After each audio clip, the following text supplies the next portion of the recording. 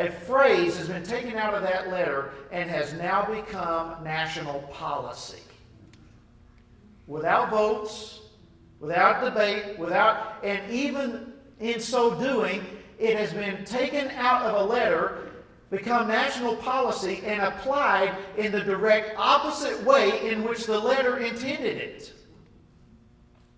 But that's what our courts have done. And so now we hear about separation of church and state, and we actually have people all over the place that literally believe that that's somewhere in the Constitution. It's not in the Constitution. It's not even in any law. It's never been voted on. It's just been applied to courts that have used it to mean the exact opposite of what it was even written initially, and now it has become national policy, squelching and becoming a bully stick of hostility towards the public acknowledgement of God in the public square. Amazing, isn't it? You know, this is part of what we're dealing with. Now, let me land the plane here, and we'll open up for some Q&A. We're all coming up, as you well know, to some elections, and let me share with you some thoughts on this, coming from this first one from President James Garfield. When I was involved in the battle with the Ten Commandments so heavily, that was one of the most disappointing times in my life, one of the most eye-opening experiences in my life, because what I found, I thought everybody would stand for the Ten Commandments. Really, I was not trying to be heroic in holding the banner of the Ten Commandments. It was just the right thing to do, and I just stepped in because it had to be done. But in that process, my eyes were so open and my heart was so broken as to what I found. I found pastors all across this state, pastors who were scared to death to get involved because of separation of church and state. Christian leaders who, we have so voluntarily distanced ourselves from being involved in what's happening in our culture, what's happening in our nation, and all because erroneous thinking like separation of church and state, or like politics and religion don't mix or shouldn't be together. Y'all, let me tell you, if we don't mix it, what are we going to get? Now, it may be uncomfortable, but there is nowhere. Charles Spurgeon made the statement. He said, there is nowhere where religion is more needed than in politics. Now, we've got to have this understanding. And if Christians are going to self-censor ourselves and remove ourselves out of the game, so to speak, then who else in the world is going to do this? And you take that aside. Understand this, our system of government does not work apart from the involvement of the people. And if Christians voluntarily say, well, we're not going to be involved, then we're going to get a whole lot of what we've got. I mean, and we will be going downhill extremely rapidly. So one of my hearts, we've got to re-engage Christians to take back our country and to be salt and light in this world and in our country.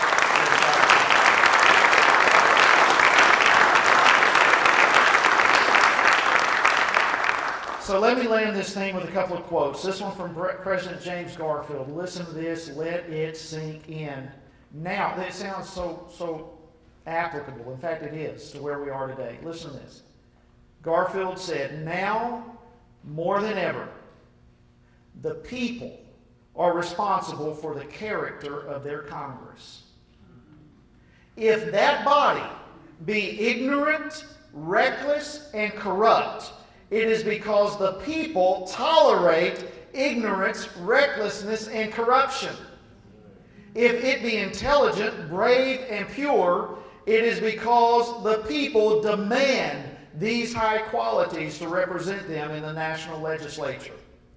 If the next centennial does not find us a great nation, it will be because those who represent the enterprise, the culture, and the morality of the nation do not aid in controlling the political forces. What a statement. Oh, this is us. I mean, really, the three most important words even to this day in our Constitution is we the people. And we have got to engage this thing. Yeah, the future generations are at stake. I believe the future of our nation is at stake. I believe the future of our world is at stake. The future of the spreading of the gospel is at stake. Where else is this going to go forth, if not from America with real liberty and freedom? We have some jobs to do. You know, I just believe we need to have the same spirit that our founders had in laying down their lives, their fortunes, their sacred honors, laying it all on the line for this country and for future generations, so that the principles upon which we were founded, the merging together of the gospel and the principles of Christianity with a nation, can impact the world. And I just believe it's time for us to possess that same kind of mentality. Listen to this quote by Noah Webster. Webster said this: "Let it be impressed on your mind that God commands you to choose for your rulers just men who will rule in the fear of God. If the citizens neglect their duty and place unprincipled men in office, the government will soon become corrupt. If our government fails to secure public prosperity and happiness, it must be because the citizens neglect the divine commands and elect bad men to make and administer the laws." Wow. We, the people. You know, we got some work to do. And we got some work to do across this nation. And I just believe that it's all going to come down to how the body of Christ responds to this hour of crisis in our nation. Did you realize that there are some 65 million professing evangelicals in America? 65 million. Of those, half of them are not even registered to vote. And of the ones who are registered to vote, only about half of them actually do vote. So in any given election, we only have about 25% of the evangelical Christian community who even go to the polls and vote. Do you realize that in one election, we could turn this whole thing around if just Christians would get out there and vote? We, the people. How on earth can we neglect such a responsibility that we have? Alexis de Tocqueville, many of you have heard of him. That French philosopher, and he's the one that said America is great because America is good. He said if America ever ceases to be good, she will cease to be great. But catch this statement. This, you may not have heard this quote. I came across this from him and just went, oh my goodness, does this not apply today for us? He said this: democracy and socialism have nothing in common but one word: equality. But then he said this, but notice the difference. While democracy seeks equality in liberty, socialism seeks equality in restraint and servitude.